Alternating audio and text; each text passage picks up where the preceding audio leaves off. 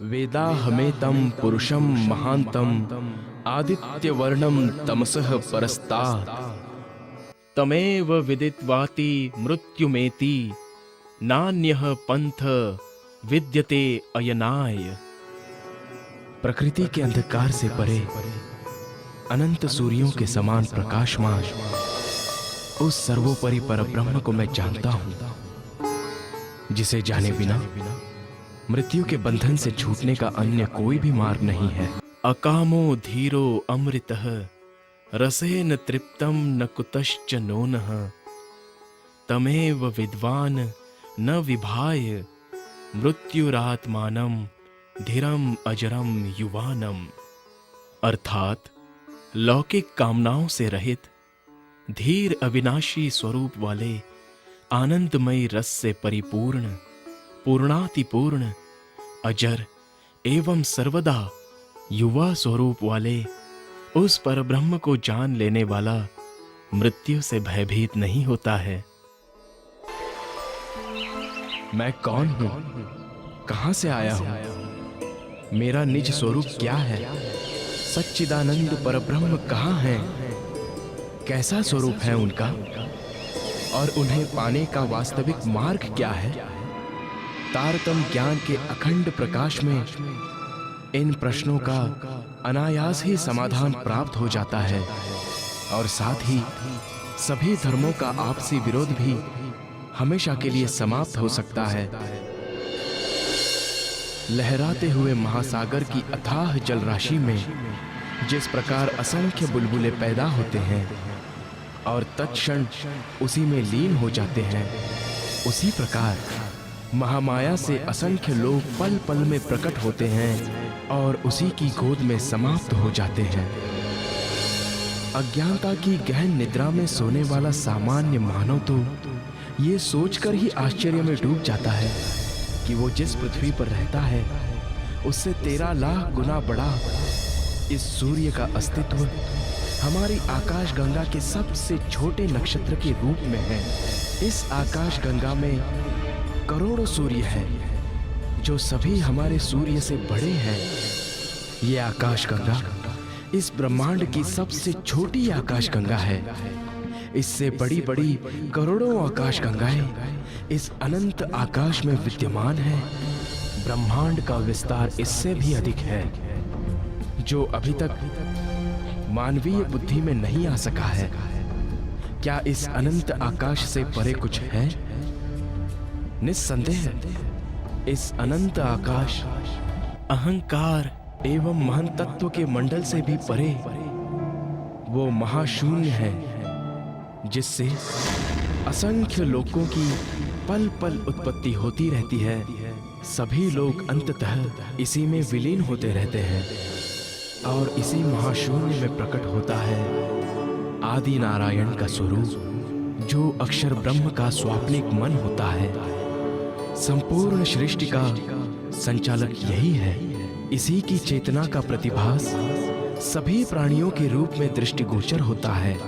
संसार के अधिकांश मनुष्यों का प्रायः यही आराध्य देव है और इससे परे ये योग माया का अखंड मंडल है जहां अक्षर ब्रह्म अपनी अखंड एवं चैतन्य प्रकृति के साथ क्रीड़ा करता है। ये अद्वैत भूमिका है। यहाँ के कण कण में चैतन्यता, अखंडता एवं ब्रह्म रूपता के दर्शन होते हैं। ये वेदों में चतुष्पाद विभूति के रूप में वर्णित हैं।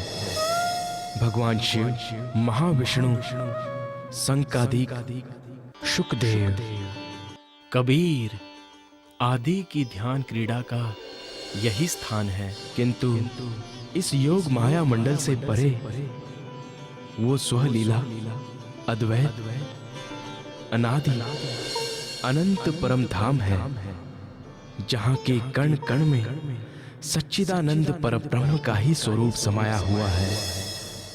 एकमात्र तारतम ज्ञान के प्रकाश में ही ये यथार्थ रूप से विदित हो सकता है कि प्रकृति के नितांत परे वो स्वलीला अद्वैत परम धाम कहाँ है एवं कैसा है। तारतम्येन जानाति सच्चिदानंद लक्षणम। निश्चय ही ये कोई डाकू ही है, तभी तो एक एक करके सभी सामान ले रहा है। अब तो ये मुझे मार ही डालेगा।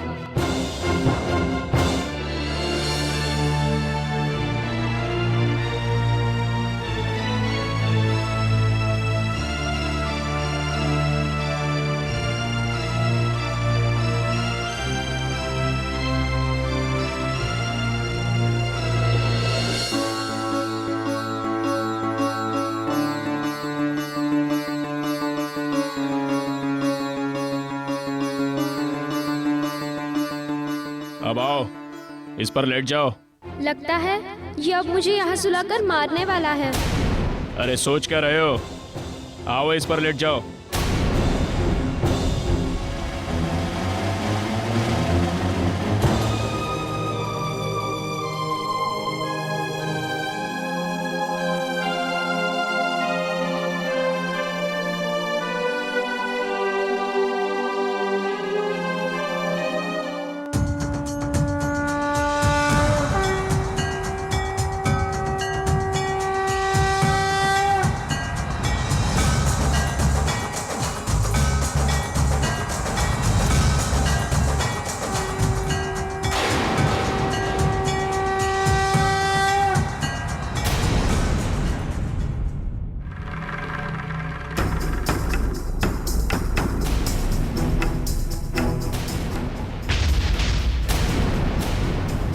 ए लड़के, तेरे पेट का दर्द खत्म हुआ या नहीं? दर्द तो कम हो गया, परंतु आखिर ये डाकू करना क्या चाहता है? सोच क्या रहे हो? दर्द मिटा या नहीं? इस तरफ का ठीक हो गया, लेकिन उस तरफ का बाकी है।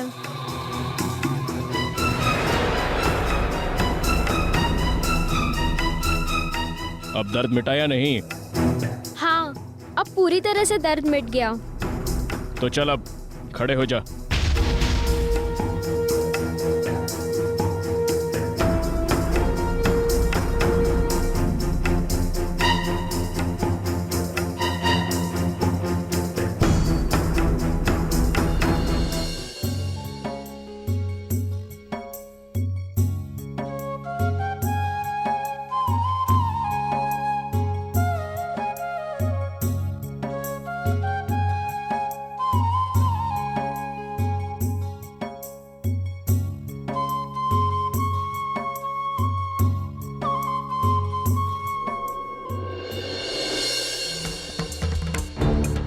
शुक्र है परमात्मा का, जो इसने अब तक मुझे मारा नहीं। लगता है अब ये मुझे नहीं मारेगा, किंतु हो सकता है कि अब ये मुझे अपना गुलाम बनाकर मुझसे अपनी सेवा करवाए।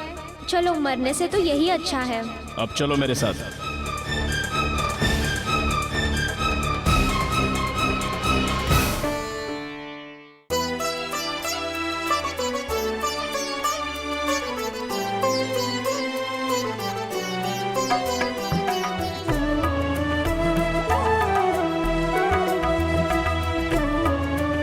कहाँ के रहने वाले हो? जी, मैं उमरकोट का रहने वाला हूँ।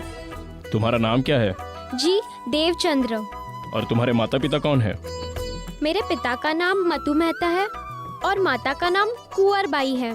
और तुम्हारे राजा का नाम क्या है? मेरे राजा का उनका व्यवहार प्रजा के प्रति कैसा है? बहुत अच्छा है।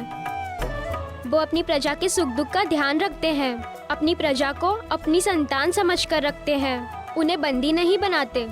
इतनी रात को अकेले कहाँ जा रहे हो? कच्छ जा रहा हूँ। किस लिए? परमात्मा की खोज में उनका साक्षात्कार करने। पर तुम्हारे पिता ने तुम्हें अकेले यात्रा करने की आज्ञा कैसे दे दी? पिता ने आज्ञा नहीं दी, मैं उनसे छिपकर राजकुमार की बारात के पीछे आया हूँ। पर यहाँ तो दूर दूर तक कोई भी बारात नहीं दिखाई दे रही है। किस्मत वाले हो तुम, जो इस रेगिस्तान में मैं तुम्हें मिल गया। ये तो पता नहीं। क्या मतलब है तुम्हारा? मेरा मतलब यही है कि अगर मेरी किस्मत अच्छी होती तो मैं इस रेगिस्तान में भटकता। अगर आप गुस्सा ना हो तो मैं आपसे कुछ प्रश्न पूछ सकता हूँ? क्या पूछना चाहते हो? यही कि मैं तो राजकुमार जी की बारात के पीछे भागता हुआ इस रेगिस्तान में भटका हूँ, लेकिन आप इस रेगिस्तान में क्या कर रहे हो? बस इतना समझ लो कि मैं इस रेगिस्तान में तुम जैसे भटके हुए लोगों को राह दिखाने के लिए आता रहता हूँ। भगवान करे आपकी बात सत्य हो। तुम्हें क्या लगा कि मैं कोई चोर या डाकू हूँ? नहीं नहीं, आप तो इतने सज्जन और सच्चे लग रहे हैं। भला आपको कोई चोर या डाकू कैसे कहेगा? और आपने अभी अभी तो कहा कि आप मेरी भांति भटके हुए लोगों को राह दिखाते हैं। वैसे तुम्हारी हिम्मत और दृढ़ निश्चय को मानना पड़ेगा, जो तुम अपने माता पिता को बिना सूचित किए ही परमात्मा की खोज में इस वीराने तक आ पहुँचे।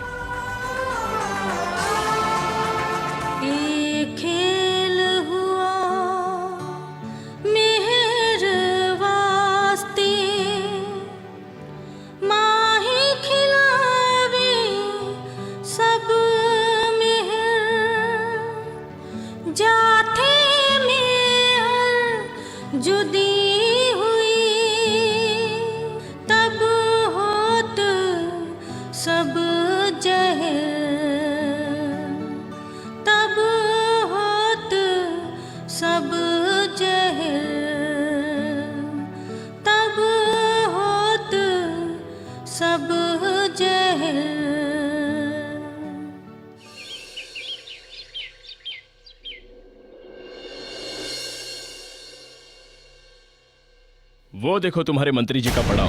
सच? ये तो हमारे मंत्री जी का पड़ाव ही है। आपसे बात करते हुए ना हमें समय का पता चला और ना ही थकान का।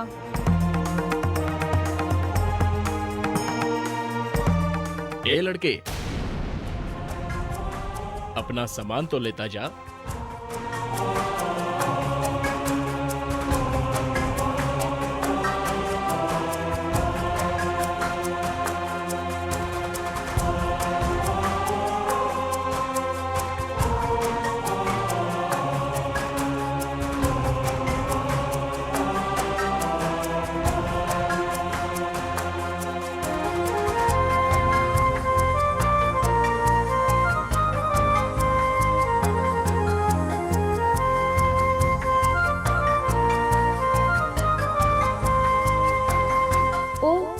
मैंने अपने मेहरबान को धन्यवाद दिया ही नहीं।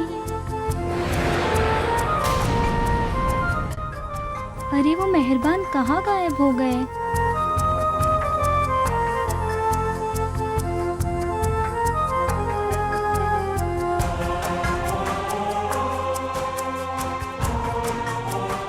ओह, निश्चित रूप से ये मेरे प्राण प्रियतम ही थे।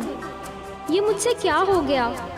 मेरे स्वामी, मेरे प्राणों के नाथ ने मेरा हाथ पकड़ा, मुझे स्वयं यहाँ तक पहुँचाया और मैं उन्हें पहचान नहीं सका।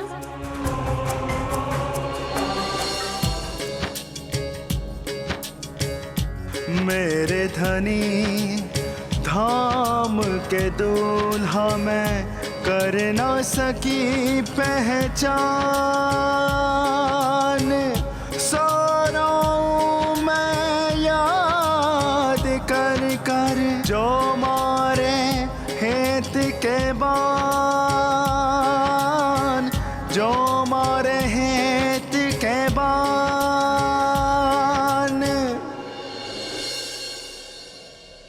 लेकिन अब मुझे पूरा विश्वास हो गया है कि मुझ पर चाहे लाख संकट क्यों ना आए, मेरे प्रियतम परब्रह्म पल पल मेरे साथ है।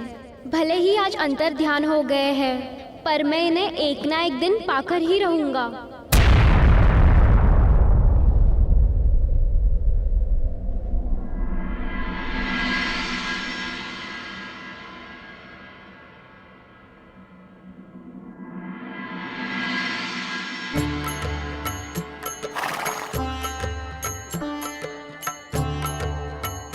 रुको, कौन हो तुम? और कहां से आ रहे हो? मैं देवचंद्र हूँ। मैं उमरकोट से आप लोगों के पीछे पीछे ही आया हूँ। अरे सुनो तो। अरे तुम यहाँ, तुम हमारे साथ तो नहीं आए हो? आपने सत्य कहा मंत्री जी, मैं आप लोगों के साथ नहीं आया, बल्कि मैं उमरकोट से तब निकला जब आप लोग वहाँ से निकल चुके थे। तुम्हारी सवारी कहाँ है जिस पर तुम यहाँ आए हो? जी मैं उमरकोट से पैदल ही आया हूँ। असंभव, बिना किसी सवारी के तुम उमरकोट से पैदल यहाँ तक पहुँच गए हो, और वो भी हमारे वहाँ से निकल जाने के बाद। फिर भी तुम हमारे लगभग साथ में पहुँच गए हो, जबकि हम सब तो घोड़े और ऊंट पर सवार थे। बस ऐसा समझ लीजिए कि परमात्मा ने मुझे वायु वेग से यहाँ पहुँचा दिया। शायद तुम ठीक कह रहे हो, बिना परमात्मा की सहायता के तुम यहाँ तक पहुँच ही नहीं सकते। खैर, अब आ ही गए हो तो हाथ मुंह धोकर थोड़ा विश्राम कर लो, तब तक रसोई भी बन जाएगी, हम साथ बैठकर भोजन करेंगे। क्षमा कीजिए मंत्री जी, मेरी विवशता है कि मैं स्वयं का बनाया भोजन ही करता हूँ। अगर ऐसा है तो हमारे भंडार से अनाज ले लो और खुद भोजन बना लो। जी क्षमा कीजिए, मैं भोजन की सामग्री घर से साथ लेकर आया हूँ। देवचंद्र, ये ठीक नहीं है। तुम हमारी जात बिरादरी के हो, अगर तुम हमारे साथ भोजन नहीं कर सकते हो तो तुम्हें हमारी भोजन सामग्री तो लेनी ही चाहिए। ठीक है मंत्री जी, जैसी आपकी इच्छा। आओ मेरे साथ, मैं स्वयं तुम्हें भोजन की सामग्री दिलवाता हूँ।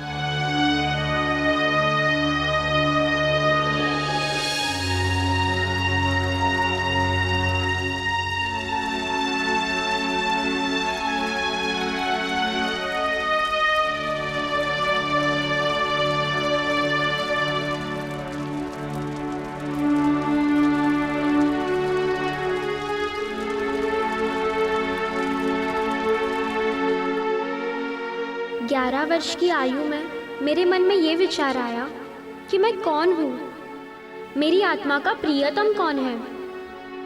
यह जानने के लिए मैंने बहुत खोज किया, मंदिर में दंडवत परिक्रमा भी की,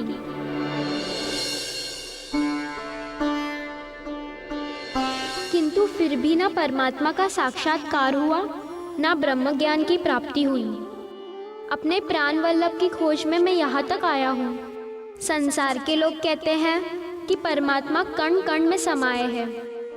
आखिर उसका स्वरूप क्या है? मैं किसको भोग लगाऊं?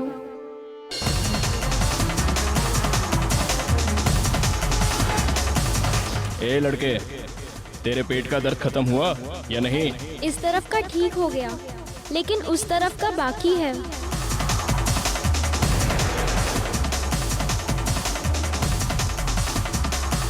अब दर्द मिटा या नहीं? हाँ, अब पूरी तरह से दर्द मिट गया। निसंदेह वो सिपाही के वेश में मेरी आत्मा के प्रियतम ही थे। मुझे उनका ही ध्यान करके भोग लगाना चाहिए। इस प्रकार परब्रह्म की कृपा से बारातियों के साथ श्री देवचंद्र जी सकुशल कच्छ पहुंच गए और आत्मज्ञान की खोज में लग गए। खोज बड़ी संसार रे तुम खोजो रे साधो, खोज बड़ी संसार रे तुम खोजो रे साधो। खोजत खोजत सतगुरु पाए, खोजत खोजत सतगुरु पाए, सतगुरु संग करतार रे तुम खोजो रे साधो।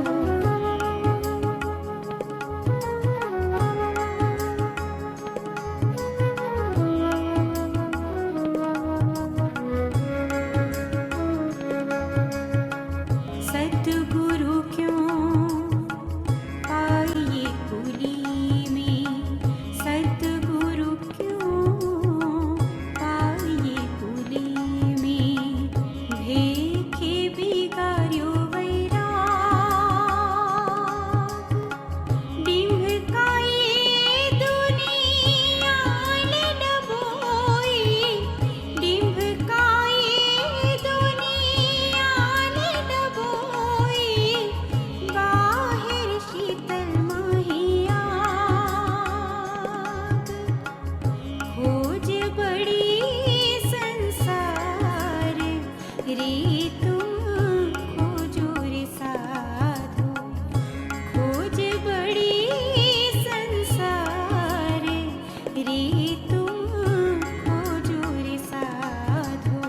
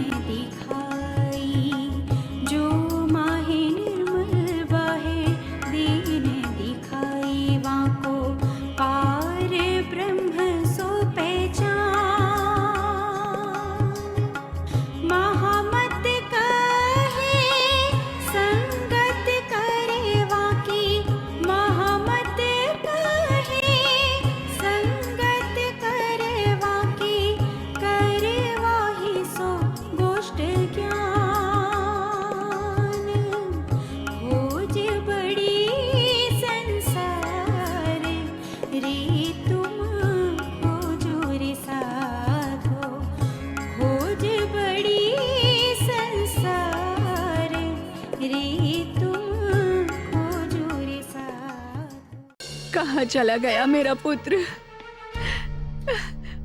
कोई तो मेरे लाल को वापस ला दो। मतू भाई उसे खोजने गए हैं, तुम धीरज धरो।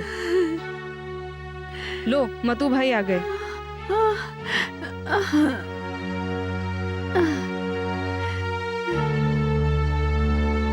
आ गए आप? हाँ। कहाँ है मेरा पुत्र?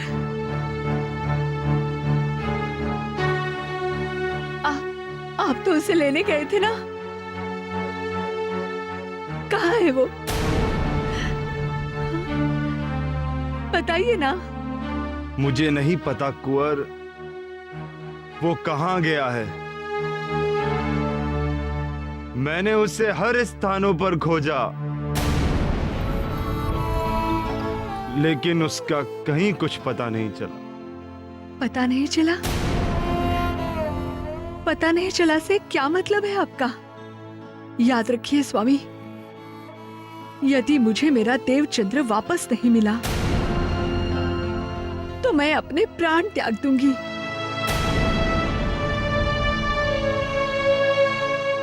ये तुम क्या पागलों जैसी बातें कर रही हो? यदि तुम्हें कुछ हो गया तो मैं क्या करूंगा?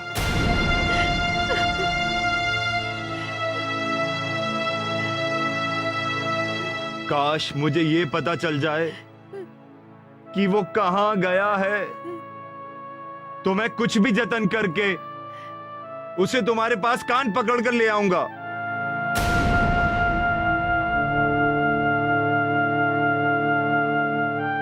लेकिन इस दुख भरी घड़ी में मेरी रही सही हिम्मत को भी तुम ऐसी निराशा भरी बात करके मत तोड़ो कुंवर, वरना मैं कुछ नहीं कर पाऊंगा। काका, मैं जानता हूँ देवचंद्र कहाँ गया है।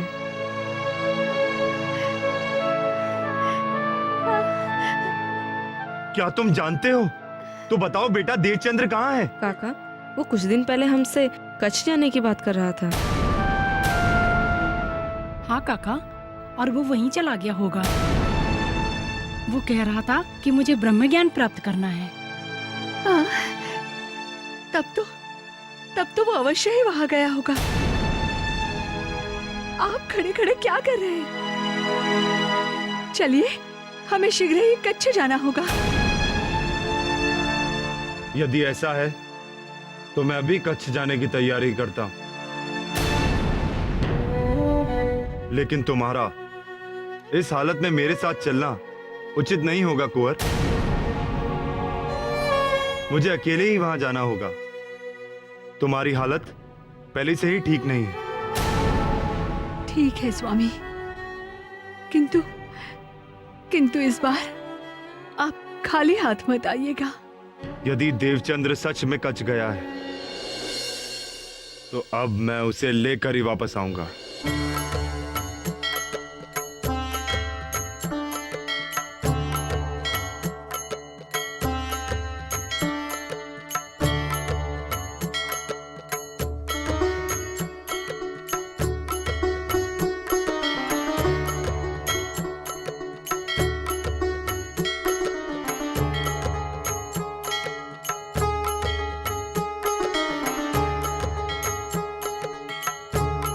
पुजारी जी प्रणाम। आयुष्मान भव पुत्र। पुजारी जी, यह चर्चा किस समय होती है? कैसी चर्चा पुत्र? परमात्मा को जानने की चर्चा, उन्हें पाने की मार्ग की चर्चा पुजारी जी। बेटा, परमात्मा को कौन नहीं जानता? इनकी महिमा से कौन अनजान है? जिस स्थान पर स्वयं भगवान विराजमान हैं, उस जगह चर्चा की कैसी आवश्यकता? किंतु पुजारी जी, जिसे आप भगवान कह रहे हैं वो तो सिर्फ एक मूर्ति है। भाव ही सर्वोपरि है बालक। यदि इस मूर्ति में तुम परमात्मा का भाव लोगे, इस मूर्ति में तुम्हें साक्षात भगवान के ही रूप में दर्शन होंगे।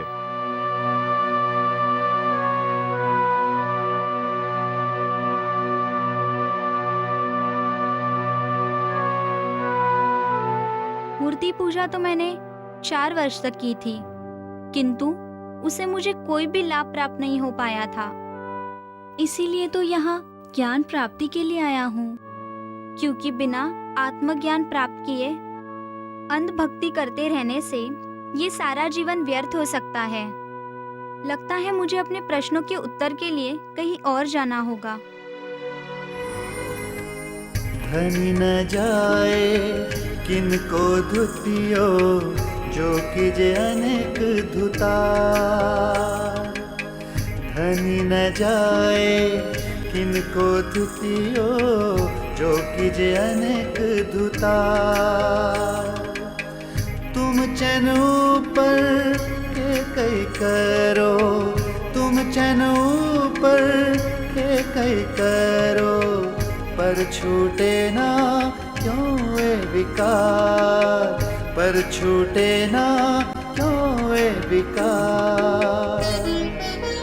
ओ धनी न जाए किनको धुतियो जो कीजे अनेक धुता।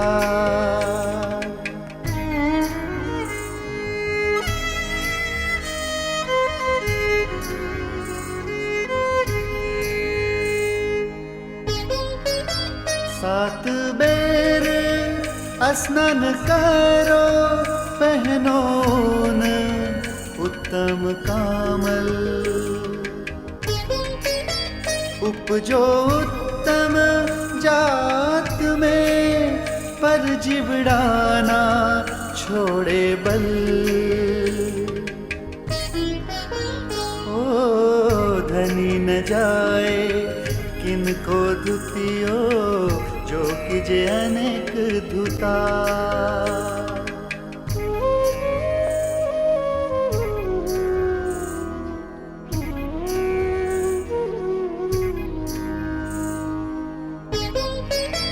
सोमाला वाओ गले में, द्वादश करो 10 बेर। जो लो प्रेम ना उपजे पीयूसो, तो लो मन ना छोड़े फेर। ओ धनी न जाए किनको धुतियो जो कीजे अनेक धुता।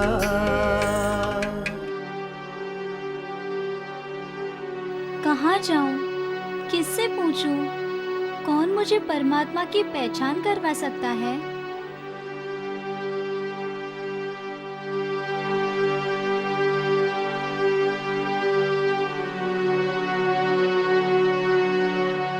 प्रणाम मुनिवर। सदा सुखी रहो बालक।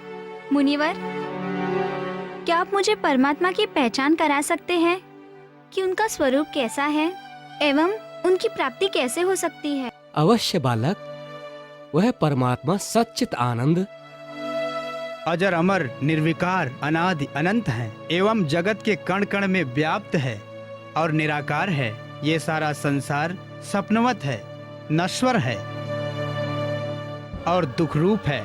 हम तुम्हारी पात्रता के अनुसार धीरे धीरे अष्टांग योग का उपदेश देंगे। यदि तुम सच्चे हृदय से ध्यान साधना करोगे तो गुरु कृपा से तुम्हें उस ब्रह्म के त्रिगुणातीत स्वरूप का साक्षात्कार हो जाएगा। परंतु क्या मुनिवर? एक दिन में परमात्मा का साक्षात्कार संभव नहीं है। अतः इसके लिए तुम्हें हमारा शिष्यत्व स्वीकार करना होगा। हमारे मार्गदर्शन में सेवा आराधना करनी होगी। क्या तुम्हें स्वीकार है? मुझे स्वीकार है। विचार कर लो बालक, तुम्हें कठोर साधना करनी होगी, अष्टांग योग करना होगा, देह दमन करना होगा, तभी तुम्हारी अभिलाषा पूर्ण होगी। मुझे सब स्वीकार है। तो चलो मेरे साथ।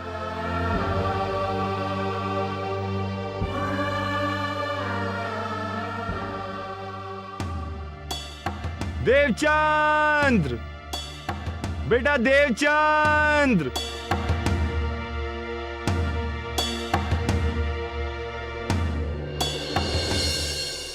ठहर बेटा देव, कहाँ जा रहा है? क्या बात है भाई? मेरे बेटे का हाथ पकड़कर आप कहाँ ले जा रहे हैं इसे? अरे भाई, मेरा बेटा है। नहीं नहीं, ये मेरा बेटा है भाई। मेरा देव।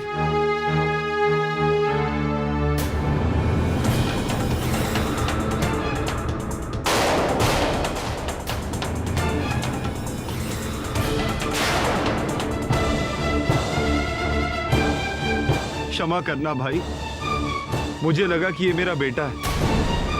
क्षमा करना, ऐसा ही लगता है। कोई बात नहीं भाई, चलो बेटा। क्षमा करना।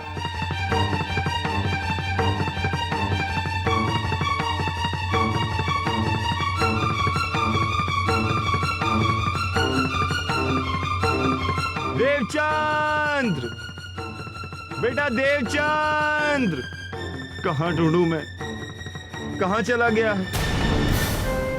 ए भाई, भाई जरा रुको ना, आपने देवचंद्र नाम का बालक कहीं देखा है? मेरा बेटा है, नहीं मिल रहा है। नहीं भाई, मैंने नहीं देखा।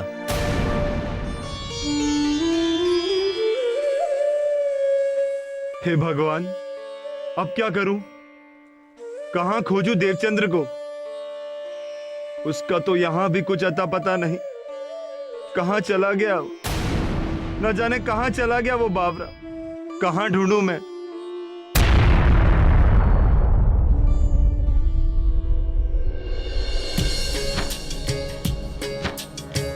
पिया मैं बहुत भांति तो को ढूंढया, छोड़ धंधा सब यार, पूछत फिरा सुहागिनी, कोई बताओ पिया ठोर, कोई बताओ पिया ठोर।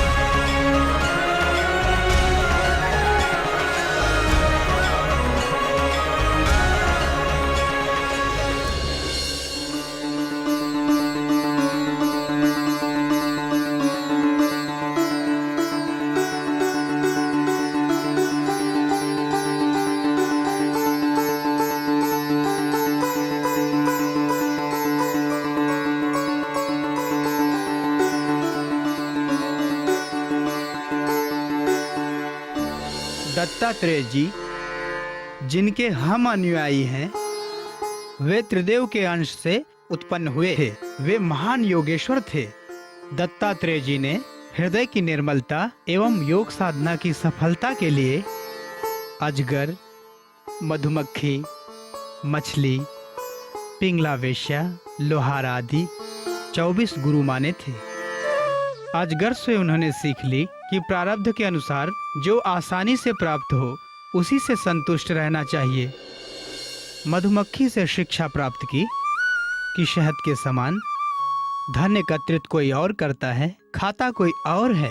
मछली से शिक्षा प्राप्त की कि जिस प्रकार मछली दाने के लालच में फंस जाती है, वैसे ही मनुष्य सांसारिक सुखों की लालच में माया में फंस जाता है।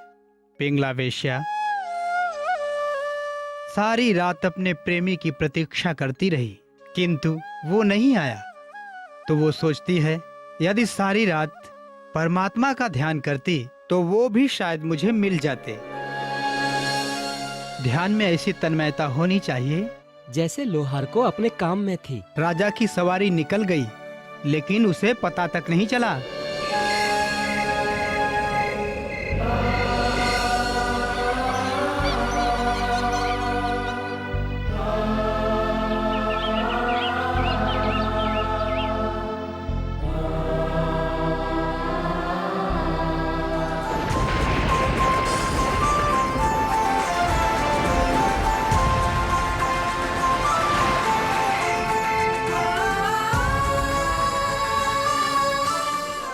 और इस तरह से साधना करते हुए जब काफी समय बीत गया, तब एक दिन श्री देवचंद्र जी ने गुरुजी से कहा, गुरुजी, आपके कहे अनुसार कठिन साधना अष्टांग योग करते हुए मुझे काफी समय बीत गया, परंतु अभी तक मुझे न ही सच्चिदानंद पूर्ण ब्रह्म का ज्ञान प्राप्त हुआ और न ही उनके साक्षात्कार हुए। शिष्य देवचंद्र, इतनी आसानी से पूर्ण ब्रह्म के साक्षात्कार नहीं हो सकते।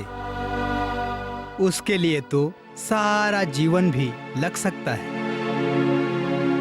कई बार अनेकों जन्म लग जाते हैं। इस लक्ष्य को प्राप्त करने के लिए तुम्हें भी धैर्यपूर्वक साधना निरंतर करनी होगी। कभी कहते हैं कि कण कण में ब्रह्म है, कभी कहते हैं कि यह सारा संसार स्वप्नवत है, असत्य है। निज घर, आत्मस्वरूप एवं परमात्मा के स्वरूप के विषय में आज तक भी ये स्पष्ट रूप से बता नहीं सके। जब इनका ही संशय नहीं मिटा है तो इनकी बातों पर विश्वास करके मैं कैसे अपना सारा जीवन दांव पर लगा सकता हूँ। आपने ना ओलखे परमेश्वर तो पारते केम पामी जी हाँ सुधना पोते घर जी हाँ सुध